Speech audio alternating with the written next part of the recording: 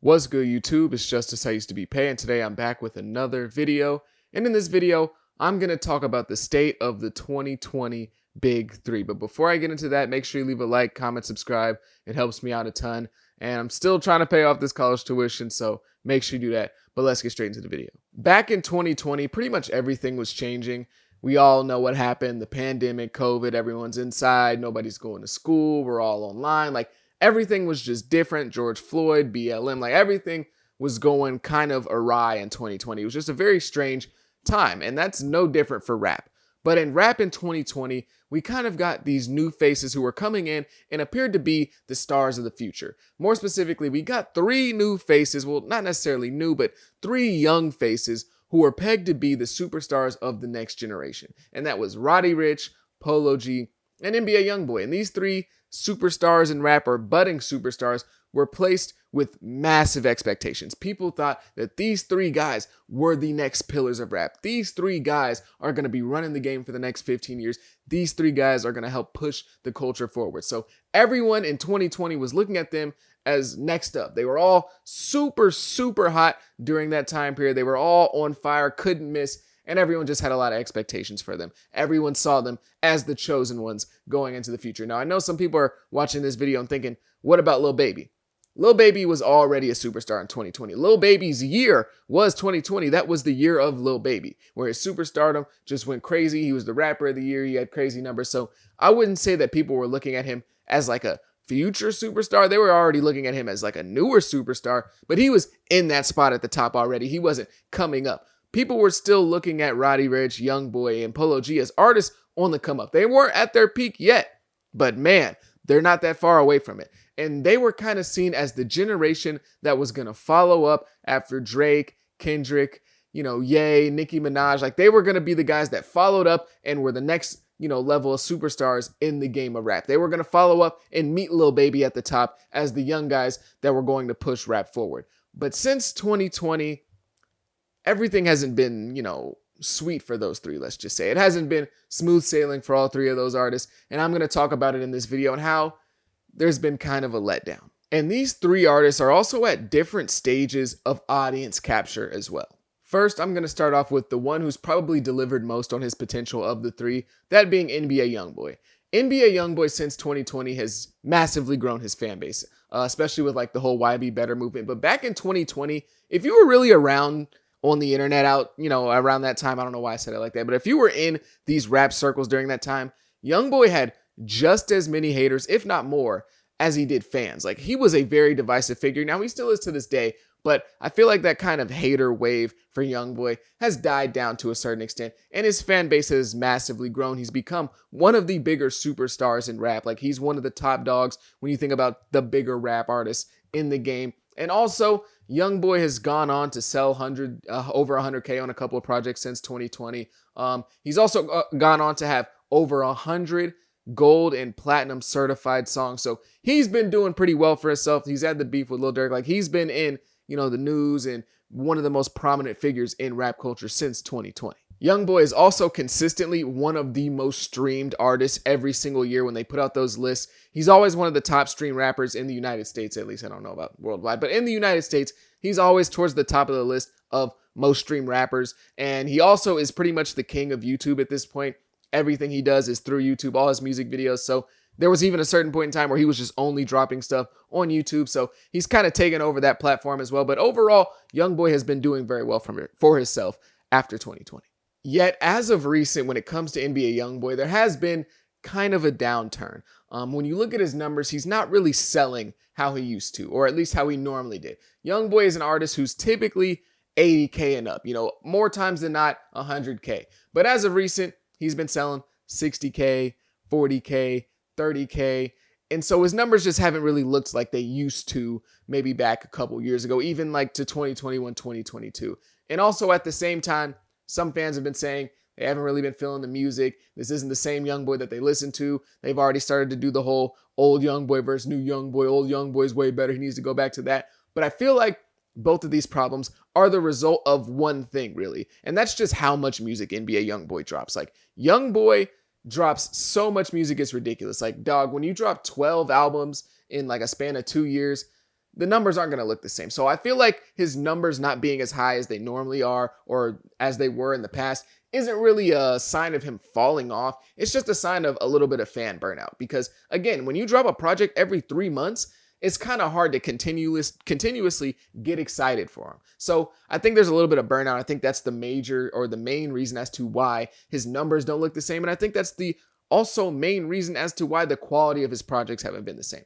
It's really hard to make great project after great project after great project if you're only giving yourself like 2 to 3 months in between your projects. So I think both of those major problems that people are having with YoungBoy right now are just a result of the fact that he drops so much music. And honestly, I don't think that they're very big issues in the long term. I think this is a short-term issue, especially because, well, I can't say I think it's a short-term issue because I think this is a result of his house arrest and him just being kind of bored, bro. And he likes making music, so there's nothing else to do but make a whole bunch of music. So I think that's the reason as to why we've, kind of come across these two problems when it comes to NBA YoungBoy. But even still, with YoungBoy dropping as many projects as he has and, people trying to pick out the good of the discography, he still dropped some very solid projects. Projects like Richest Op and Don't Try This at Home were dropped to a lot of fanfare. So it's not like he's been dropping trash. His albums are just a little bit diluted because of how much music he's been putting out.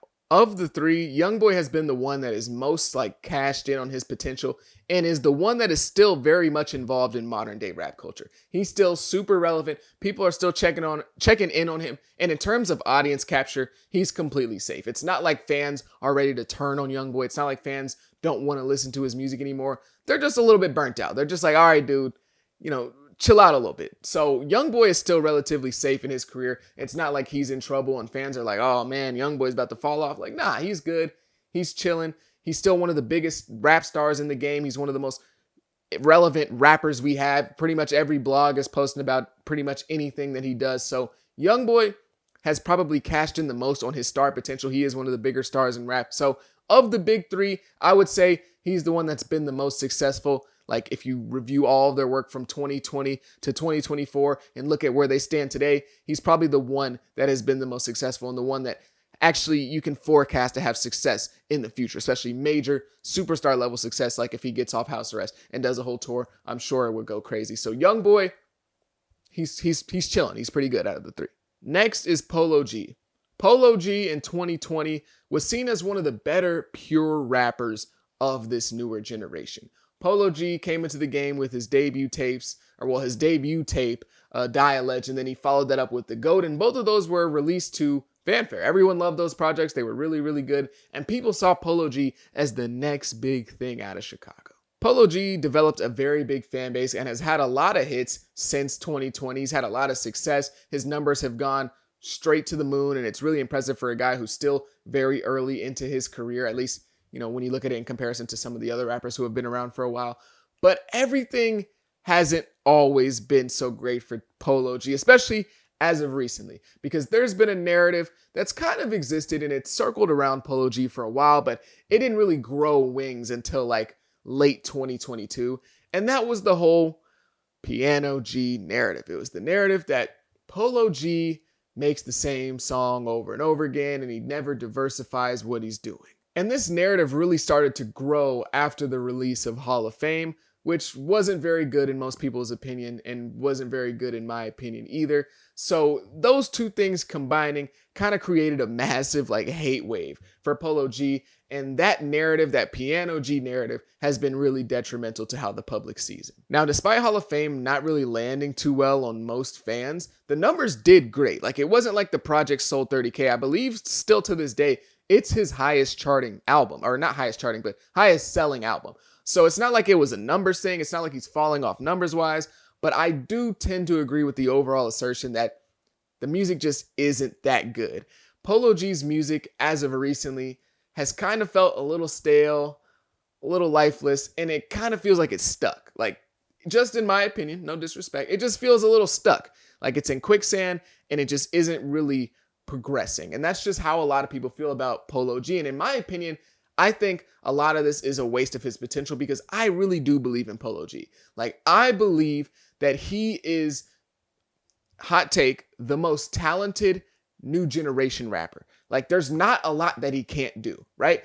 I feel like Polo G has kind of suffered from, his production not really going too far out of the box. I feel like the production he's been on has been the biggest, I don't want to say hindrance, but it's been the biggest reason as to why people feel like his music hasn't really progressed, because I feel like Polo G is so talented that there isn't anything he can't do. He can do drill, he can do trap, he can do club turn up music, he can do sad pain music, he can do love songs, he can do conscious music. Like, I really do feel like Polo G is super, super talented, but we just haven't been able to see him cash in on all his talent as of recently.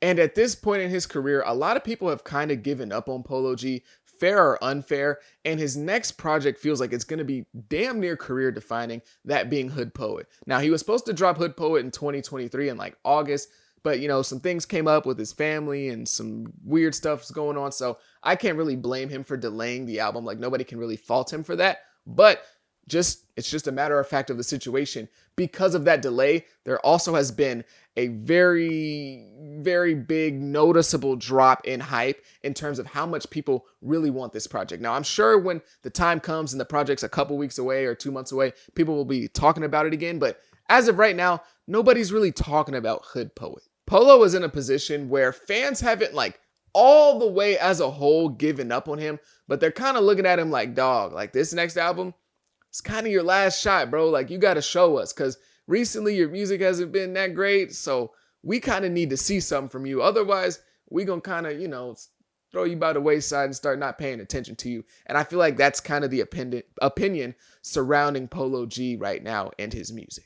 Of course, I'm just talking about like a general opinion of the hip hop community. Of course, he has his massive fan base who are going to love his music regardless. But I mean, in general, the average hip hop fans are kind of lukewarm on Polo G at the moment. Lastly, there's Roddy Ricch, who of the three is probably in the worst position right now. This is no disrespect to Roddy Ricch. I'm just talking about what I see. I like the guy, but I'm just being real. He's probably in the worst position of the three right now. And honestly, he was probably, it's not even probably. He was the hottest of the three back in 2020. The Box was a #1 song. It was everywhere. You couldn't miss it even if you wanted to. Please Excuse Me for Being Antisocial was one of the best albums of the year, rap or just any music genre in general. Like, the man was going crazy. But at this point, the dude damn near has like zero momentum. Like, his career is in a very rough spot right now. And fans have almost like completely written him off to the point where they don't even really acknowledge anything he's doing at the moment. Roddy Ricch had a crazy run from like 2018 to 2020. The man was dropping bangers. He was dropping fire pretty much everywhere you looked. Of course, we all know how Please Excuse Me for Being Antisocial, but both Feed the Streets 1 and Feed the Streets 2 were amazing projects. He was dropping songs like Down Below every season. Like, he was just going crazy, right? We all know that he was going crazy. But the only way I can kind of compare what happened to Roddy Ricch to like anybody else in rap is kind of like Chance the Rapper. Now, I love Chance the Rapper, so this isn't a diss to him.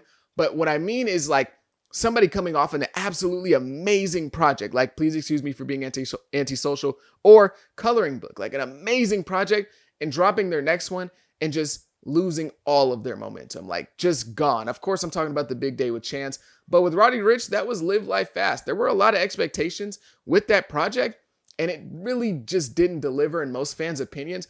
And for some reason, this just brought his momentum to a complete halt. Like, I don't understand why. The project wasn't great, in my opinion. I really don't like it, but it wasn't bad enough to be a career killer. Like, it wasn't bad enough to where it was like, man, every rap fan should just be turned off from Roddy Ricch, especially when his last 3 projects before that were fire. People were calling Roddy Ricch a potential next Kendrick Lamar. Now, of course, that's a stretch, but obviously you can see where they got the connections. They're both rappers from like that LA area, both pretty short. Like, you can see where they drew the connections, but obviously that was like putting way too much on somebody's shoulders so early into their career. But it just has not gone well for Roddy Ricch over the last couple years. And honestly, it's not like you can deny the talent. Like, we all see it. Like, I feel like if anyone to this day is still talking about like Roddy Ricch was never that good, you just don't know what you're talking about, because he really is, and he really was. Like, you can see the talent is there. It's just not coming all together. It just really isn't. And in terms of audience capture, his is kind of gone. Like, people aren't paying attention to anything Roddy Ricch is doing at this point. And that's no disrespect to Roddy Ricch. Again, I like the guy. I'm not trying to be disrespectful. I'm just being real, bro. Like, nobody's paying attention to Roddy Ricch anymore. It's just true. Like, even on his latest project, Feed the Streets 3, which I listened to and I actually thought was pretty solid, there was no hype, no buzz, no fanfare. Nobody was talking about that project because Roddy Ricch, like Chance the Rapper, is in a position where not only will have the fans kind of like soured on you, but they're not even giving you their ear anymore. It's not like, they're listening to your music and they're like, this is whack. They're not even listening to it. They're not even giving it a chance anymore. And I just think it's crazy to see from 2020 to 2024 how massively the fan opinion on somebody can change. Now, me personally, I still believe in Roddy Ricch. I still think he has a lot of talent, a lot of potential, but it just doesn't feel like that's a popular opinion at the moment. At least maybe it is, and people just don't really pay attention. I don't know. People just don't pay attention to him. But if you're looking for like some newer Roddy Ricch stuff, look at a song like Stop Breathing. I like that song a lot. That's like a relatively new Roddy Ricch song. But yeah, overall, it's just not what everyone thought it would be. And the big three as a whole just isn't where everyone thought they would be back in 2020. Like when we talked about these three back in 2020, we thought that they were the Drake, Cole, and Kendrick of this generation. Not in the sense of like how they are as artists, but in the sense of like how big they would be, their impact on the culture. They'd be doing, 200K first week, 300K first week. They'd be selling out tours, selling arenas, going across the country, across the world. Like everyone was kind of chalking these three up to be the biggest stars of the next generation. And it really hasn't played out that way. I would say YoungBoy is the one that's still holding his weight in terms of like being what people thought he would be. He's not as big as what people thought he would be, but still, he's holding his weight up there.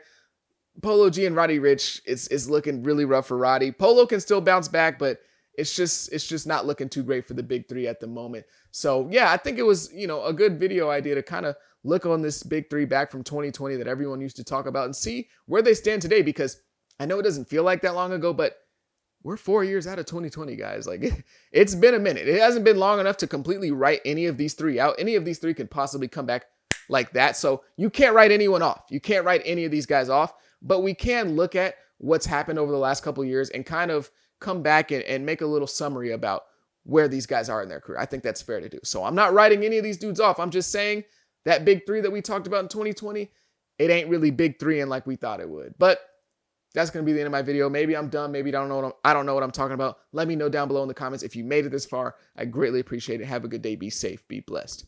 Peace.